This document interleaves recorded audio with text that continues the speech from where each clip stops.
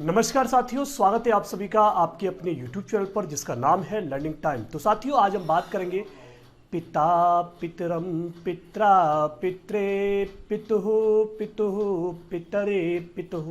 साथियों, मतलब ऋकारांत के शब्द रूप आपको कैसे याद करने हैं और इससे यदि एग्जाम में एक प्रश्न आता है तो उस नंबर को हम कैसे प्राप्त कर सकते हैं, तो ये आज की इस वीडियो का मोटो रहेगा। आज हम मातृ के रूप, पितृ के रूप, भ्रातृ के रूप, अर्थात साथियों अगर सीधी सी बात कहें तो ऋकारांत के शब्द रूप को लेकर के आज चर्चा की जाएगी। ऋकारांत के शब्द रूप साथियों कैसे याद करने हैं आज की इस वीडियो में हम आपको बताएंगे, तो आप बने रहिए। दोस्तों, ऋकारांत से तात्पर्य होता है जिसमें ऋ क्या हो, नीचे की ओर हो। ठीक है, तो आपको यहां पर बिल्कुल साफ तौर पर दिख रहा होगा कि ऋकारांत के शब्द रूप आप चंद मिनटों में याद कर सकते हो। कैसे याद करेंगे अपन, इसको देखने का प्रयास करते हैं, समझने की भी कोशिश करते हैं। देखिए, आपको क्या करना होता है कि जब हम पितृ के रूप याद करते हैं या मातृ के रूप याद करते हैं या अन्य कोई भी रूप याद करते हैं, तो एक जबरदस्त सी ट्रिक आपको फॉलो करनी है कि जो एक वचन होता है ना, एक वचनांत, तो पाणिनि जी ने कहा है कि एक वचनांत एक साथ, मतलब एक वचन के शब्द रूप को आप एक साथ याद करिए, द्विवचन के शब्द रूप को आप एक साथ याद करिए और बहुवचन के शब्द रूप को आप एक साथ याद करिए। इसका तात्पर्य क्या है कि जब आप एक वचन को एक साथ याद करेंगे, द्विवचन को एक साथ याद करेंगे, तो आपको याद करने में आसानी रहेगी। जैसे अगर मैं बात करूं यहां पर कि पिता के रूप आप हमें सुनाइए, तो बड़ा सरल है कि पिता पितरम पित्रा पित्रे पितुः पितुः पितर पितुः। क्या है साथियों कि पिता पितरम पित्रा पित्रे पितुः पितुः पितर पितुः। अब यहां से सर हमको माता के भी याद करा दीजिए, तो माता के भी आपको इसी थीम पर याद करने हैं कि माता मातरम मात्रा मात्रे मातुः मातुः मातरे मातु। ठीक है, आप कहेंगे कि सर भ्रातृ के भी याद करा दीजिए, तो भ्राता भ्रातरम भ्रात्रा भ्रात्रे भ्रातुः भ्रातुः भ्रातरे भ्रातु। तो इस तरीके से एक लय के साथ आप याद कर सकते हैं। जब हमको बहुत सारी आइसक्रीम जमानी होती है तो हम हर एक के लिए अलग अलग फ्रेम सेट नहीं करते, एक फ्रेम बनाते हैं और उसी में बार बार आइसक्रीम जमाते रहते हैं, है ना। हमको कौन वाली चाहिए तो कौन वाली में जमाएंगे, तो एक ही फ्रेम में जमाते हैं ना, अलग अलग नहीं। तो जितने भी ऋकारांत शब्द होते हैं जिनका अंत साथियों किस पर हो, ऋरी पर हो। ऋरी से मतलब है साथियों कि ये ऋरी हो, पितृ। जैसे अब देखिए यहां पर ये क्या लिखा हुआ है, पितृ, या मैंने यहां पर लिखा कि भैया पितृ, तो इसका अंत किस पर है, ऋरी पर हो रहा है। जैसे मैंने कहा आपको कि भ्रातृ मातृ, तो इनके आप याद करेंगे। तो पहले हम एक वचन याद कर लेते हैं, 5 बार रिपीट करके आप मेरे साथ साथ बोलिएगा। अगर आप बोलोगे तो आपको याद होगा, मुझे तो पहले से याद है ही। ठीक है, तो याद करने की कोशिश करते हैं। ऊपर से नीचे की तरफ आपको ये चलाना है। चलिए याद करना शुरू करते हैं।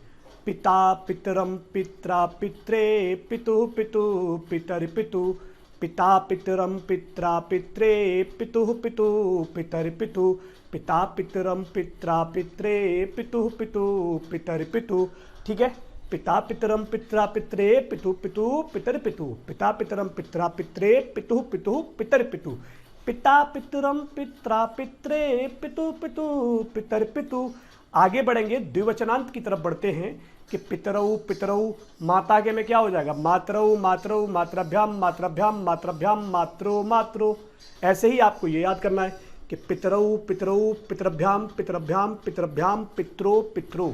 द्विवचनांत एक साथ 5 बार रिपीट करेंगे कि पितरऊ पितरऊ पितरभ्याम पितरभ्याम पितरभ्याम पितरो पितरो पितरऊ पितरऊ पितरभ्याम पितरभ्याम पितरभ्याम पितरो पितरो पितरो पितरो पितरभ्याम पितरभ्याम पितरभ्याम पितरो पितरो। फिर आप करेंगे पितरऊ पितरऊ पितरभ्याम पितरभ्याम पितरभ्याम पितरो पितरो। और फिर जब बहुवचन पर जब आप चलेंगे तो आपको देखेगा कि पितरः पितरन पितृभि पितरः पितरन पितृभि पितृभ्य पितृभ्य पितृणाम पितृसु पितृभ्य पितृभ्य पितृणाम पितृसु पितृभ्य पितृभ्य पितृणाम पितृसु। फिर से एक बार रिपीट करेंगे, पिता पितरम पित्रा पित्रे पितु पितु पितर पितु। क्या याद करना है आपको कि पिता पितरम पित्रा पित्रे पितु पितु पितर पितु। पिता पितरम पित्रा पित्रे पितु पितु पितर पितु। फिर अब माता के रिपीट कर लो वहीं पर कि माता मातरम मात्रा मात्रे मातु मातु मातरे मातु। माता मातरम मात्रा मात्रे मातु मातु मातरे मातु। अब पिता के फिर से रिपीट करो द्विवचनांत में कि पितरौ पितरौ पितरभ्याम पितरभ्याम पितरभ्याम पितरो पितरो पितरौ पितरौ पितरभ्याम पितरभ्याम पितरभ्याम पितरो पितरो पितरौ पितरौ पितरभ्याम पितरभ्याम पितरभ्याम पितरो पितरो।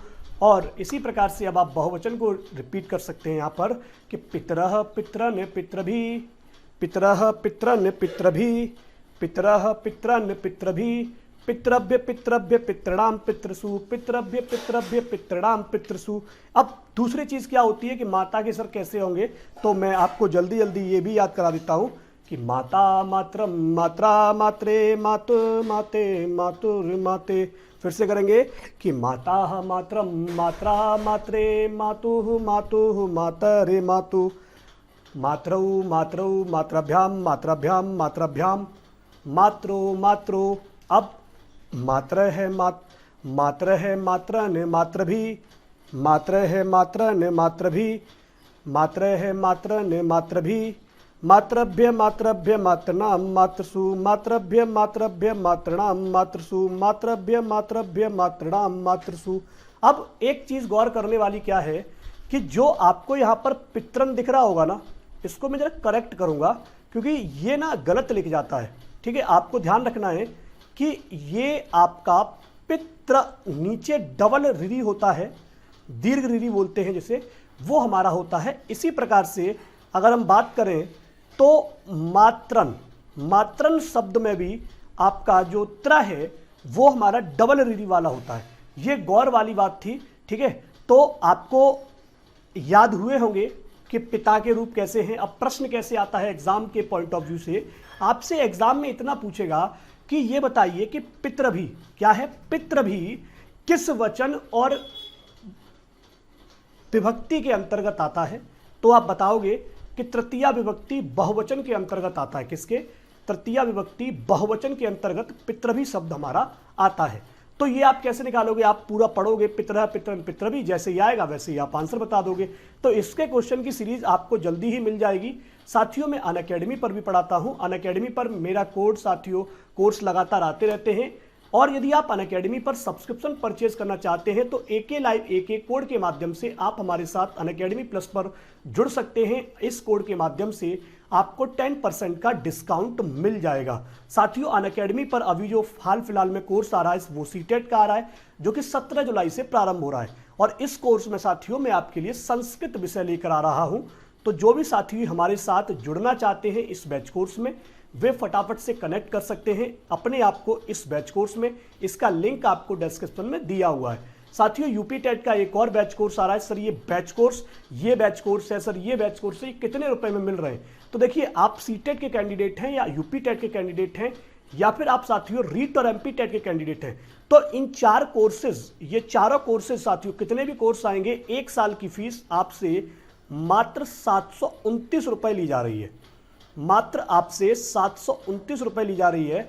और इस 729 में आपको इतने सारे एजुकेटर ही नहीं, आपको और भी एजुकेटर जो पर्टिकुलर एक एक सब्जेक्ट पर टॉप के एजुकेटर हैं, तो आप उनके साथ यहां पर जुड़ करके पढ़ाई कर सकते हैं। ठीक है, अब इस बैच कोर्स के बाद अगर मैं बात करूं यहां पर, तो आप DSSB, super TET, KVS, NVS, APS इन बैच कोर्स में भी अपने आप को इनरोल कर सकते हैं। यहां पर 1 साल की फीस आपसे 3645 रुपए ली जाती है।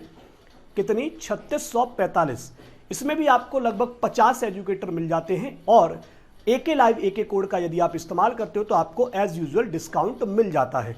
यहां पर यदि मैं बात करूं तो आपका साथियों सुपर टेट का एक बैच कोर्स आ रहा है, जिसमें अलग अलग एजुकेटर अलग अलग सब्जेक्ट में महारत हासिल किए हुए हैं। और यह आने वाला कोर्स आपके लिए बहुत ही ज़्यादा हेल्पफुल साबित होगा। तो वीडियो को लाइक कीजिए, शेयर कीजिए और प्लस पर ज्वाइन कीजिए हमें रेगुलर क्लास अपडेट के लिए। धन्यवाद।